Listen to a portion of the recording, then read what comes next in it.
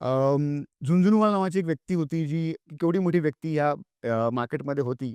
जेव्हा ते डेथ बेडवर होते, तेव्हा ते म्हणाले, की "अरे, मी सगळीकडे इन्व्हेस्ट केले, पण सगळ्यात महत्त्वाच्या ॲसेटमध्ये मी इन्व्हेस्ट केलं नाही, ती माझी हेल्थ होती.